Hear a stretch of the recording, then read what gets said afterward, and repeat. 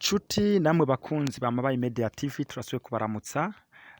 tunabasaba n'imbabazi ikigongwe cyo kungena tumaze imisi tubashikiriza amakuru mashasha ariko kandi ntibyavuye kuri twebwe nkuko abakira bayamaze bati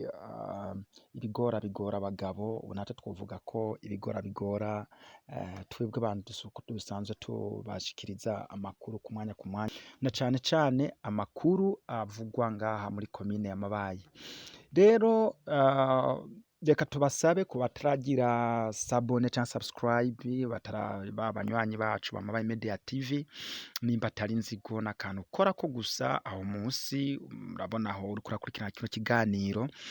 raba munsi y'iki kiganiro ko wamaze kugira sabone nimba waramaze kugira sabone cyangwa subscribe usanga handitse ko abone canke subscribed nimba nawe utarabigira ukabona handitse sabone canke subscribe atakindi kintu kiriko cukora ko fyonda ho nyene handitse sabone canke subscribe ucuraba aho hari agakengeri nako nugakoreko haca haza handitse tout canke all uce ukorako kugira ibiganiro byose tuzokoma tubashikiriza tuzokoma dushira kuri iyi televiziyo yacu ariyo gwanyu bizokwame bashikira byoroshe. Turi kwigenekerezo rya 25 kwezi kwa kane umwaka wa 2023. Rero nkuko muriko murabibona kuri aya masanamu ni imvura iguye muri komine ya Mabayi na cane hano kuri centre ya Mabayi aha ku mugwa mukuru wa komine Mabayi. Imvura yaguye ari nyinshi kuva igihe c'isaha 9:42 gushika igihe c'isaha 11:55. Rero ni imvura yaguye ari nyinshi cane. Iyo mvura rero cane aho twashoboye gushika ku mutumba wa Kabere hariho akuzi bita Kabere nyene kukuzi gasanzwe ari gato ariko kuzuye karaburuzi runini cane nkuko muriko murabibona ku masanamu gononye ibintu bitari bike gonona umurima aho twashoboye gushika nkuko muriko murabibona imirima myinshi yarimwo nacacaguriyemwo ibiharage n'ibigori ibijumbu n'ibindi bitandukanye.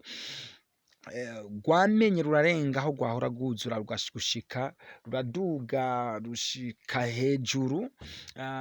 naho abene gihugu bari barubatse amazu nkuko muriko murabibona inzu yabomotse ahantu habiri ku mutwe wo hirya ruratwara amatafari rurakubita kundi mutwe hariya hepfo ruratwara kadre y'urugi rwo bashoboye kurukura ko ariko kadre yoyo yatwawe habomotse ahantu hatari hato nk'imetero umuntu agereranije ni nk'imetero 5-6 n'amatafari byose byatwaranye. Hanyuma ku ruhande rwa ruguru bijya bita chenage usanga bubakishije amafera beton n'isima byose byabomaguritse rugiro agenda.